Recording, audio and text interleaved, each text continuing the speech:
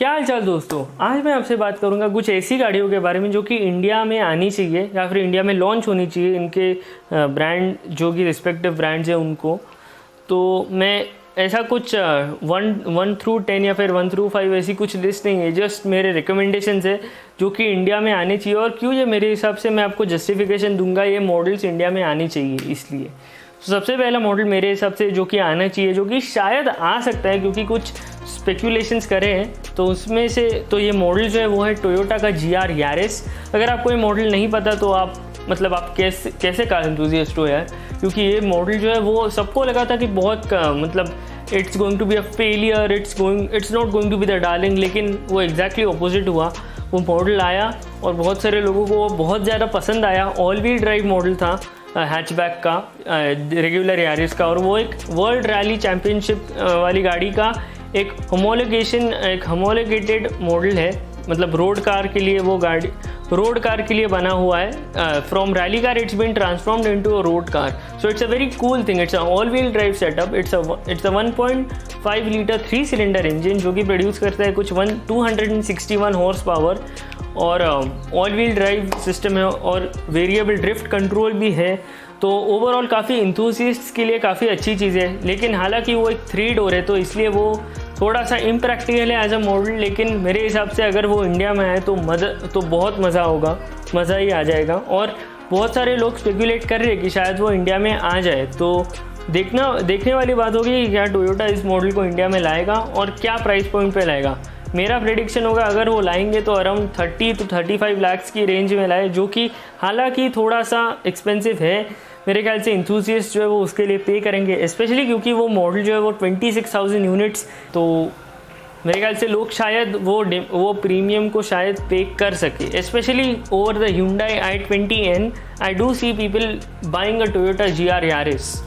Next अब मेरे हिसाब से जो अगली गाड़ी होनी चाहिए वो है MG की कोई तो स्पोर्ट्स कार। क्योंकि अगर आपको नहीं पता MG की हिस्ट्री, अगर आपको नहीं पता तो MG की जो हिस्ट्री है उनकी हिस्ट्री बहुत ज़्यादा स्पोर्ट्स कार से अफिलिएटेड है। हालांकि वो कार्स इतनी स्पेशल नहीं थी, इतनी ज़्यादा बिकी नहीं, काफ़ी निच प्रोडक्ट था। लेकिन मेरे हिसाब से आज जो वो इंडिया में इतना अच्छा ब्रांड बना सके सिर्फ 1 साल के अंदर, मेरे हिसाब से अगर वो इंडिया में अपनी ऐसी एक स्पोर्ट्स कार बनाए तो काफ़ी अच्छी चीज़ होगी, अपने मॉडल लाइन को अच्छे से कॉम्प्लीमेंट करेगी। स्पेशली अगर वो एक माज़दा मियाटा टाइप कुछ बना सके तो वो तो मतलब इंडियन ऑटोमोटिव एंथुसियास्ट के लिए एक बड़ी अच्छी चीज़ हो जाएगी और बहुत ज़्यादा रेवोल्यूशनरी चीज़ हो जाएगी, क्योंकि अब तक किसी ने बनाया नहीं है। तो मेरे हिसाब से MG को या कोई तो स्पोर्ट्स कार ज़रूर बनानी चाहिए इंडिया में, possibly electric, possibly hybrid, possibly petrol. They can take the mind, but definitely price it under 30 lakhs or under 20 lakhs possibly, so it can beat the DC Avanti, it could beat any other sports car which is sold in India basically। क्योंकि अगर आपको नहीं पता BMW की M2 भी जो है वो कुछ 70 या फिर 80 lakhs में आपको मिलती है।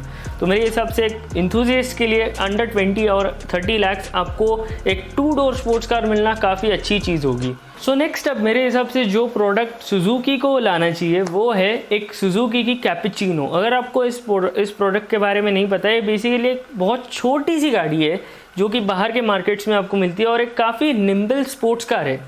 और मेरे ख्याल से वो अभी भी प्रोडक्शन में है या नहीं, आई एम नॉट श्योर, लेकिन अगर सुजुकी एक नया मॉडल बनाता है तो definitely they should launch it in India, because Suzuki cappuccino I think बहुत कार थ्रोटल ने एक रिव्यू करा था और उसमें उनको वो गाड़ी बहुत ज़्यादा पसंद आई थी। तो इसलिए मुझे लगता है कि सुजुकी कैपेचिनो को ज़रूर इंडिया में लॉन्च होना चाहिए। Definitely from Suzuki, a sports car will be amazing in Indian market, specially क्योंकि सुजुकी अगर आपको नहीं पता it's been the top brand in India.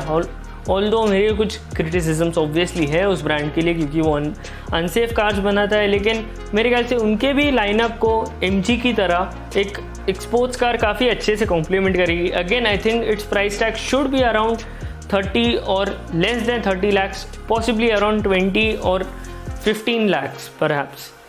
अगली कार जो मेरे हिसाब से इंडिया में आनी चाहिए वो है वोक्सवैगन की गोल्फ। अगर आपको वोक्सवैगन गोल्फ नहीं पता, वो एक ग्लोबली सोल्ड हैचबैक है और उसका जो परफॉर्मेंस मॉडल है जो कि है गोल्फ R, उसको उनको इंडिया में लॉन्च करना चाहिए, क्योंकि हैचबैक्स वैसे भी इंडिया में काफ़ी ज़्यादा नंबर्स में बिकती है, and that in hatchback which if they are able to price around 30 lakhs, I think it's also going to sell very well. और मेरे हिसाब से उनको डेफिनेटली लॉन्च करना चाहिए। VW ब्रांड को मेरे ख्याल से वो शायद ना करे, या फिर पोलो की जो पोलो आर शायद ऐसा कुछ लॉन्च करे, अगली जनरेशन की शायद कुछ पोलो आर अगर वो सोच रहे हैं तो प्लीज़ या तो गोल्फ आर या तो पोलो आर, कोई तो ज़रूर इन दोनों में से कोई तो परफॉर्मेंस हैचबैक को ज़रूर लॉन्च कीजिए, क्योंकि it's high time we get a performance hatchback, because apart Punto Hyundai i20N which has been in talks forever, I am very sure it's going to come, so I'm not actually mentioning it on the list। तो इसीलिए मेरे हिसाब से एक VW की पोलो are Indian market के लिए काफ़ी अच्छी चीज़ हो सकती है। The next car which I think should come to India is the Ford Ranger Raptor. अगर आपको फोर्ड रेंजर रैप्टर के बारे में नहीं पता, मुझे आपको समझाने दो। वो बेसिकली रेंजर जो कि शायद इंडिया में आ सकती है पॉसिबली, तो उसका एक ज़रा सा स्पोर्टी वर्जन है जो कि मेरे हिसाब से उनको लॉन्च करना चाहिए।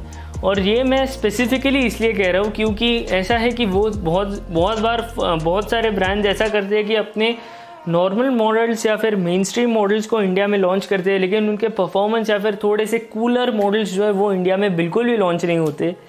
तो मैं सचमुच चाहूँगा कि अगर फोर्ड अपने ग्लोबल मॉडल्स को इंडिया में लाना चाहता है, जिसकी बात मैंने अपने पहले वीडियो में करी है, तो प्लीज़ अपनी रेंजर रैप्टर को ज़रूर इंडिया में लॉन्च करे।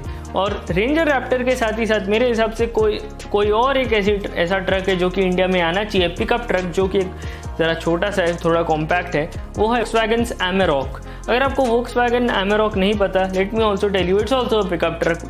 It's sold with a V6 engine. It produces around I think around 300 horsepower, around 200 or 300 horsepower, and it's a very good truck as reviewed by Carwow। Carwow ने काफ़ी अच्छा review करा है, जहाँ पे उन्होंने कंपेयर करा है उस ट्रक को बाकी मॉडल से जो कि उधर है, जो कि यूरोप में बिकते हैं। और मेरे हिसाब से VW Amarok definitely comes on top, and I do feel that they should sell one in India, or at least start selling it in India, because trucks जो है वो इंडिया में थोड़े ज़्यादा होने लगे, स्पेशली Isuzu V-Cross जो है वो इंडिया में एक ही ट्रक है जो कि इंडिया में बिकता है। तो कुछ पिकअप ट्रक अगर इंडिया में आए, कुछ लाइफस्टाइल प्रोडक्ट्स इंडिया में आए, तो मुझे बहुत अच्छा लगेगा, specially VW Amarok, because it's a very good truck.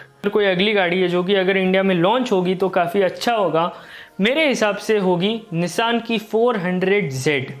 अब अगर आपको 400Z या फिर निसान Z प्रोटोटाइप या फिर निसान Z, आप कुछ भी नाम से बुला लो, आपको पता है मैं कौन सी गाड़ी के बारे में बात कर रहा हूँ। अगर निसान लॉन्च करती है वो गाड़ी इंडिया में तो काफ़ी अच्छा होगा, क्योंकि वो मॉडल जो है वो एक स्पोर्ट्स कार किलर है बेसिकली, फोर्ड मस्टैंग के साथ ही साथ वो है।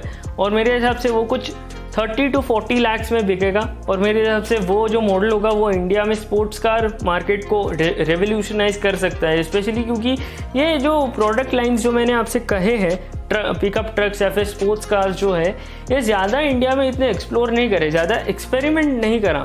तो ये सारे जो मॉडल्स हैं मेरे हिसाब से थोड़ा सा अगर ये एक्सपेरिमेंट कर पाए, थोड़ा सा अगर ये इंडिया में थोड़ा सा ये ला पाए तो काफ़ी अच्छा होगा। इनफैक्ट काफ़ी एक कॉम्पिटिशन होगा, और थोड़ी सी वैरायटी मिलेगी इंडियन कंज्यूमर्स को। तो ये मेरे हिसाब से डेफिनेटली निसान को इंडिया में Z को लॉन्च करना चाहिए, और उस एक गाड़ी जो इंडिया में लॉन्च होनी चाहिए जो कि काफ़ी अच्छी होगी, मेरे हिसाब से होगी कोई तो इलेक्ट्रिक ऑफ रोडर। अब ये जो इलेक्ट्रिक ऑफ रोडिंग का जो सेगमेंट है वो मेरे हिसाब से ऑफ रोडिंग को इंडिया में अच्छे से रेवोल्यूशनाइज कर सकता है। जैसे कि अगर आपको पता है Tata I think is probably the Tata Sierra, and that should come back as a electric off roader, and I do feel, और मुझे ज़रूर लगता है कि अगर वो मॉडल इंडिया में एज अ 4 डोर, जो कि सचमुच 2 डोर जैसा दिखता है लेकिन 4 डोर है, अगर टाटा लॉन्च करता है इंडिया में वो गाड़ी को, तो मेरे हिसाब से इंडिया में ऑफ रोडिंग सेगमेंट रेवोल्यूशनाइज हो सकता है, स्पेशली क्योंकि हम सुजुकी जिम्नी के लिए हमेशा के लिए रुकते रह जाएंगे, महिंद्रा थार पूरे के पूरे सेल्स लेते रहेंगे, और मेरे हिसाब से कुछ इनोवेशन या फिर कुछ कंपटीशन होगा नहीं। तो मैं सचमुच चाहूँगा कि अगर टाटा अपनी सिएरा को इंडिया में लाता है, वापस री इमेजिन करता है, तो काफ़ी अच्छा होगा।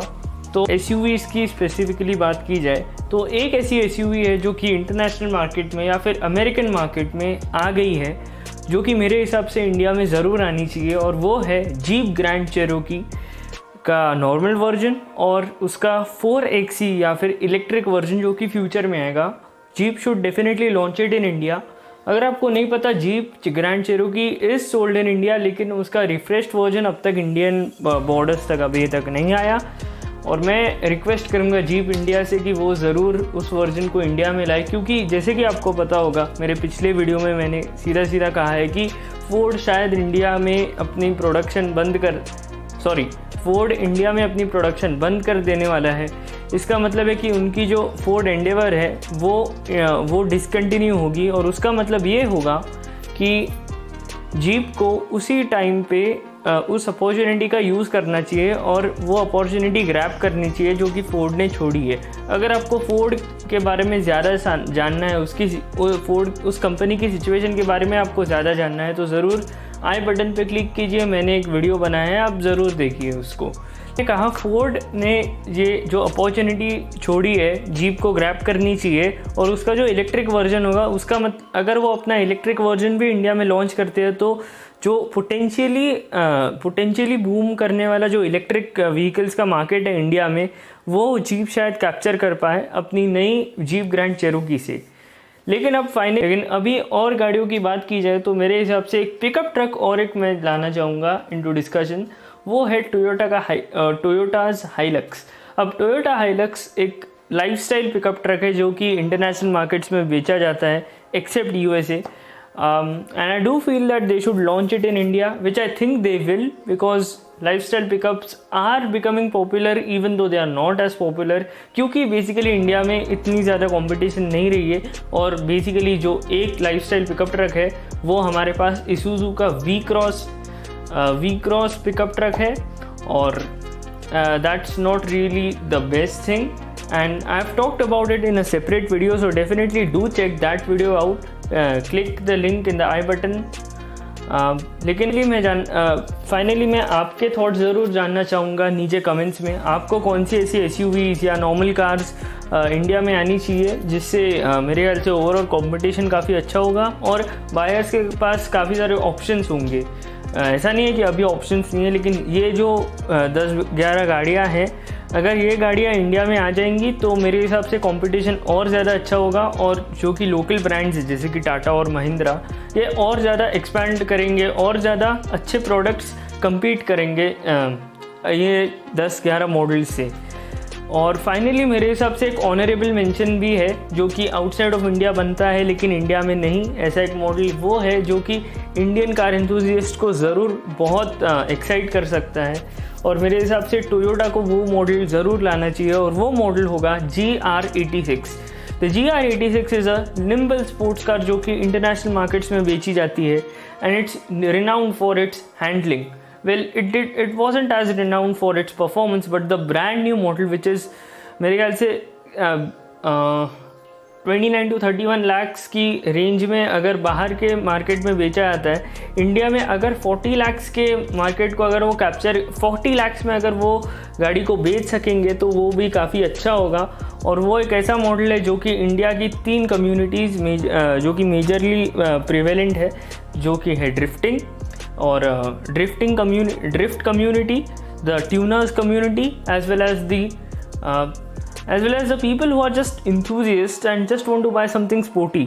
मेरे हिसाब से ये तीनों ग्रुप्स को टोयोटा बहुत अच्छे से प्लीज़ कर सकता है, और मेरे हिसाब से उनको ज़रूर इस मॉडल को इंडिया में लॉन्च करना चाहिए, एक निम्बल स्पोर्ट्स कार जो कि फाइनली DC अवंती जैसे स्पोर्ट्स कार्स को और ज़्यादा एक अच्छा मार्केट दे सकता है। और पोर्शे 911, निसान GT-R, ऐसे जो गाड़ियाँ हैं जो कि 70-80 लाख रुपीस की आती है, 70-80 लाख से उल्टा ज़्यादा आती है, उससे बढ़कर एक थोड़ा अप्रोचेबल मार्केट को अगर टोयोटा कैप्चर करने जाए तो मुझे भी काफ़ी खुशी होगी। लेकिन ये मेरा ओपिनियन है, मेरे को नहीं लगता शायद कंपनीज अगर मेरी बात सुने या ना सुने, अगर सुने तो ज़रूर मुझे फ्यूचर में बताना कमेंट्स में कि क्या कंपनीज करती है। और इसी के साथ मेरे ख्याल से ये वीडियो होता है ख़त्म। आज के लिए सिर्फ इतना ही दोस्तों। अगर वीडियो पसंद आया तो ज़रूर लाइक कीजिए इस वीडियो को, सब्सक्राइब कीजिए चैनल को और बेल आइकन दबाइए ताकि आप ऐसे ही और वीडियोस हर हफ्ते देख सको। और इसी के साथ मैं चलता हूँ, मैं आपको मिलूँगा अगली वीडियो में।